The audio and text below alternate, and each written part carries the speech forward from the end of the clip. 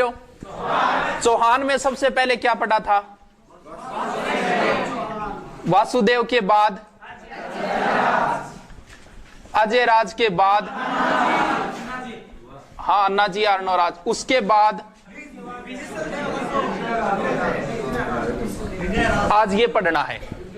यानी यहां से अब बीच में मैं बता दी, मैं बुलाऊं भी तो ही बोलो।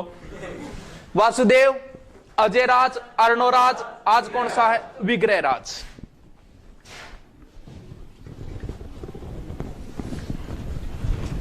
क्या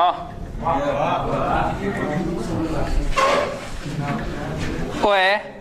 राजस्थान राज्य को, भारत को सबसे बड़ो राज्य। तो हिस्ट्री पढ़ा, ज्योग्राफी बना था। यहां पढ़ता है आपका अजमेर। अजमेर का शासक कौन बन गया? विग्रह राज चतुर्थ या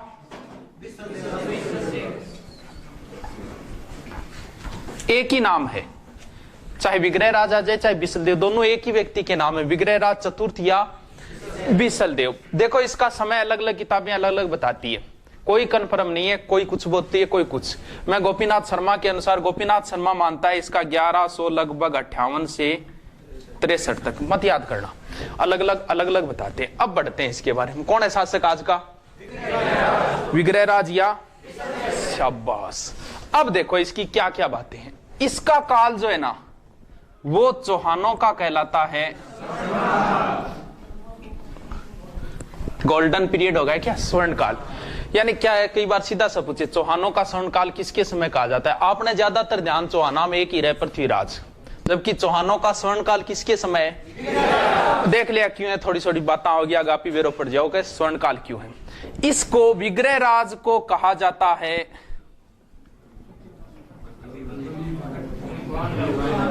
या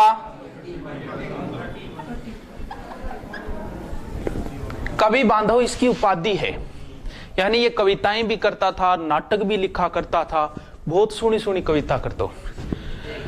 मेरे गीतों को उसने अपने ही लहजे में गा लिया होगा। वाह वाह करो। टाइम पर होनी चाहिए, हर चीज टाइमिंग होनी चाहिए। समय बीतियो बीतियो, मेरे गीतों को उसने अपने ही लहजे में गा लिया होगा, मेरी तरह उसने भी दर्द को छुपा लिया होगा। अरे रुको तो, मेरे गीतों को उसने अपने ही लहजे में गा लिया होगा, मेरी तरह उसने भी दर्द को छुपा लिया होगा। क्या हाल हुआ होगा उसका जब उसने गुस्से में मेरे खत को चबा लिया होगा। हाँ, बहुत अच्छी लिख दो, बहुत अच्छी लिख दो। क्यों तुम मेरा दिल जलाती हो, क्यों तुम मेरा दिल जलाती हो, क्यों तुम मौसम की तरह बदल जाती हो, ये सुनकर मेरी रूह तक कांप जाती है कि तुम बर्तन मांजने की साबुन से नहाती हो। हाँ, कवि बांधव यानी एक कविताएं किया करता था, इसलिए इसे क्या कहा जाता है? कवि बांधव या कटी बांधव। देखो कहते हैं कि चौहानों में ऐसा कोई नहीं हुआ जिसे बाद में ये उपाधि दी जाए, इसकी मृत्यु के बाद। ऐसा कविताएं किया करता, ये नाटक भी लिखा करता था। बहुत फेमस नाटक लिखा था इसने एक, हाँ अरकेली या अरिकेली, संस्कृत भाषा में था ये। देखो इस नाटक को पढ़ के एक व्यक्ति था किलहोर्न, उसने कहा था इस नाटक को पढ़ के कि ये बंदा विग्रह राज ऐसा बंदा है जो कालिदास की ओर करता है। कालिदास या भवभूति नामक पहले कवि हुए थे, नाटककार हुए थे। कहते हैं कि ये बंदा विग्रह राज कालिदास और भवभूति की ओर करता है। देखो इसमें क्या लिखा है अरकेली नाटक में। महाभारत के युद्ध के पहले की बात है। भगवान कृष्ण ने कहा था अर्जुन से कि इस युद्ध में अनेक योद्धा भाग लेंगे, इसलिए तुम ऐसा करो, भगवान शंकर की पूजा करो और उनसे दिव्यास्त्र दो। दिव्यास्त्र तो समझते होंगे, हाँ कुछ ही लोगों के पास थे ये दिव्यास्त्र।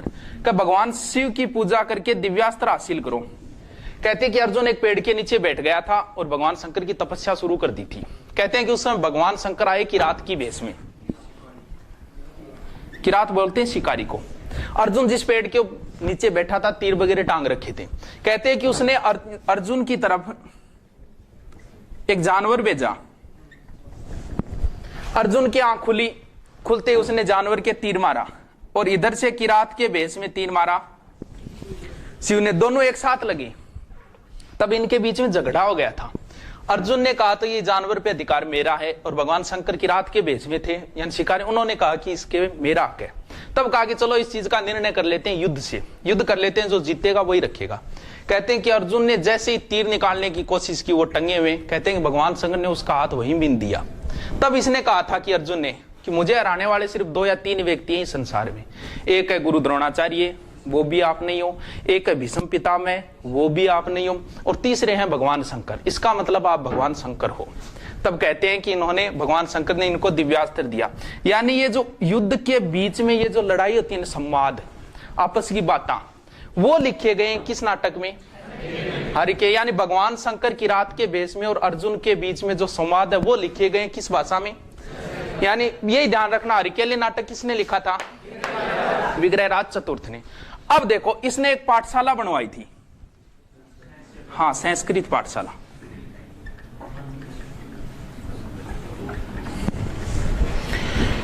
आलिया जी पाठशाला। इस पाठशाला के अंदर, धार एमपी में भी ऐसी पाठशाला बताई थी, इस पाठशाला के अंदर इस हरिकेली नाटक के कुछ श्लोक लिखे गए।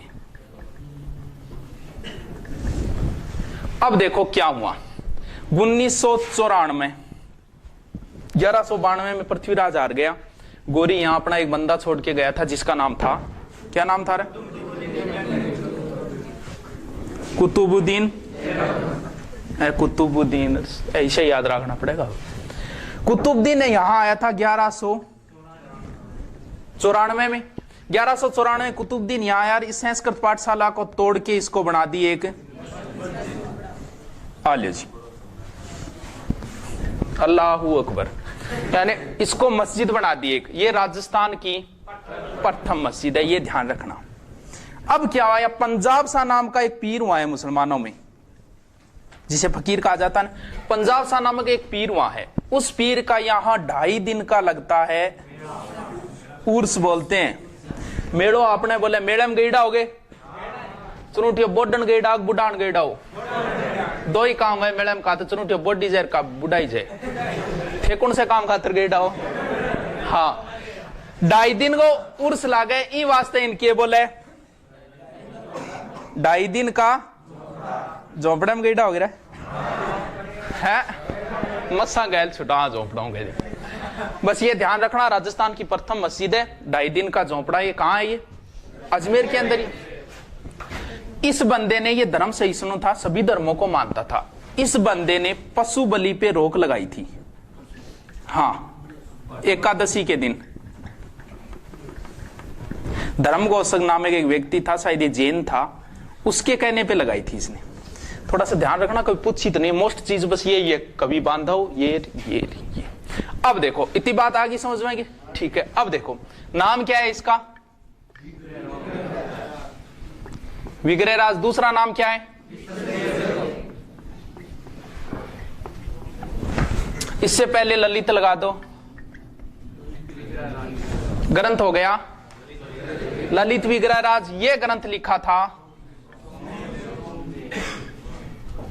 एक तो ये ध्यान रखने। देखो इस ग्रंथ में क्या है, इंद्रपुरी की कोई राजकुमारी थी, याद नहीं रखना है, सिर्फ बताऊं यही ज्ञान झाड़ू के पड़ गयो तेरो, इनने राख ले दान, फिर तुम भाई चबान लाग रहे किन की, हट दे ले 2 मिनट पूरा हो जागो, फिर ढूंढ तो फिर के हो गठो। इंद्रपुरी की एक राजकुमारी थी, उसके और विग्रहराज के बीच के प्रेम संबंधों का वर्णन है। प्रेम तो थे, समझो नहीं, तब्बरो थान समझानो पड़ो प्रेम के। अभी थान बेरो की तो कहता प्रेम एक तरीका प्रेम ही हुए, प्रेम की नहीं वैर की नहीं, कोन्नी भी हुए। जो बालिकाएं प्रेम में असफल हो जाती है, वो 12वीं पास करके पटवारने बन जाती है, और जो बालक प्रेम में हो जाते हैं सफल, वो लड़की के घर लेकर जाते हैं बारात, और जो हो जाते हैं असफल, वो लेकर जाते हैं मायरा और भात। 21,000 गाले। हाँ, ललित विग्रहराज किसने लिखा था?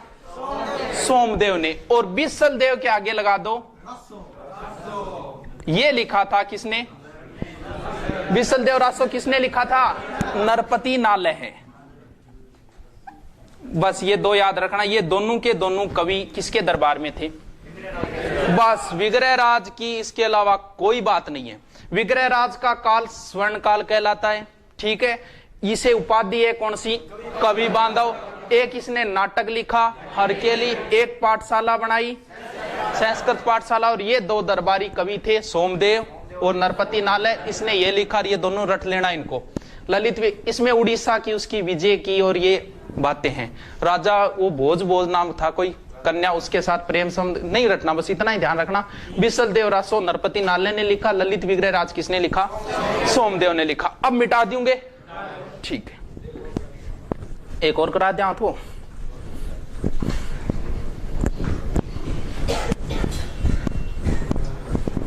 मिट गया हो गया।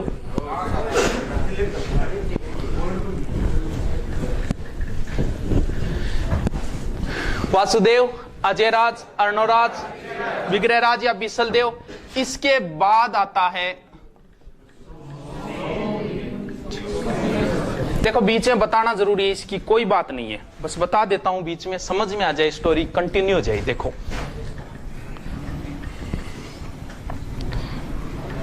कौन बन गया यहां का?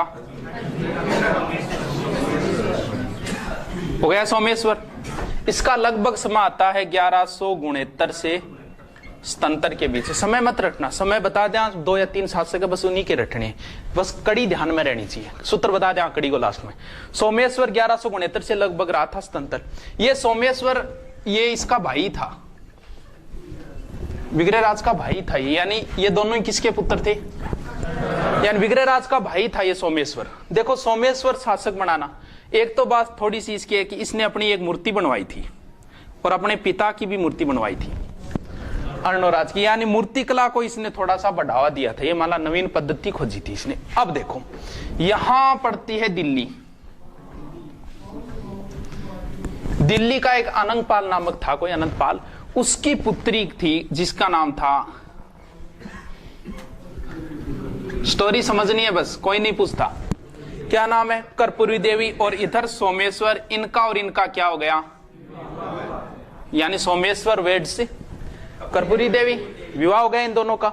इन दोनों के जो संतान हुई वो हुई थी 1166 में। वो संतान ही याद करनी है बस। पृथ्वीराज तृतीय, जिसे आप पृथ्वीराज चौहान कहते हो। 2 हुए थे, एक छोटा हुआ था जिसका हरिराम नाम था, उसको कोई मतलब नहीं है। यानी कर्पूरी देवी से कौन जन्मा? पृथ्वीराज, यानी सोमेश्वर का क्या था? ये पुत्र था। ये लोग ये याद करना है। अब देखो, अब बता देते हैं, इसको खत्म करते हैं। यहां पड़ता है अब्बू। अब्बू का उस समय एक शासक था जेत सिंह, नहीं रटना है, बस रटना नहीं, थोड़ी स्टोरी बता देता हूं। और यहां का था उस समय भीम सिंह सेकंड। इनका कोई युद्ध हुआ था तो वहां सोमेश्वर इसकी हेल्प के लिए गया था, जेत सिंह की। कौन? सोमेश्वर। तो भीम सिंह ने इस सोमेश्वर को यहां मार दिया था, सोमेश्वर मर गया। ये बात है 1177 की। सतंतर में सोमेश्वर मर गया। अब ये बताओ, सतंतर में सोमेश्वर मरा तो पृथ्वीराज की उम्र क्या थी? ये 1166 में जन्मा, सतंतर में ये मर गया। कितनी साल का था पृथ्वीराज? मात्र और मात्र कितनी साल का था? 11 साल का बच्चा ही होता है। तो कहते हैं कि इसे राजगद्दी पे तो बिठाना ही पड़ेगा क्यों, बड़ा पुत्र था। तो इसका राजगद्दी पे इसको बिठा दिया, लेकिन राजगद्दी किसने संभाली थी? इसकी माता ने संभाली थी, कर्पूरी देवी ने। 2 इसके व्यक्ति थे और थे, भुवनमल और एक कदम्मास।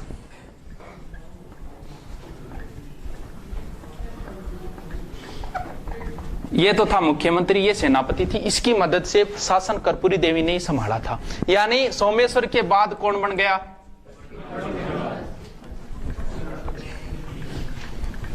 पृथ्वीराज तृतीय चौहान। ये लो जी, पृथ्वीराज कल करेंगे। पृथ्वीराज पे कंप्लीट हो जाएगा चौहान वंश से। पृथ्वीराज मरते ही चौहान वंश कंप्लीट। अब देखो क्या समस्या हो रही है, भी क्या समझ में कौन आ रही है इतिहास में? सबसे पहले वासुदेव, अजय, अर्णो, विग्रह, सोमेश्वर और लास्ट में यानी ये वासुदेव हो गया वी, अजय राज ए, अजय राज ए, फिर विग्रह राज और एस। देखो वासुदेव, वासुदेव आ हो गयो, वासुदेव आ, विग्रह राज ने एसपी बना। कौन समझ में आयोगे? देखो जकान बेरो बन बेरो है, कोई समस्या को नहीं। नहीं बेरो पे थोड़ा सो कर्म याद रख लियो। विग्रह राज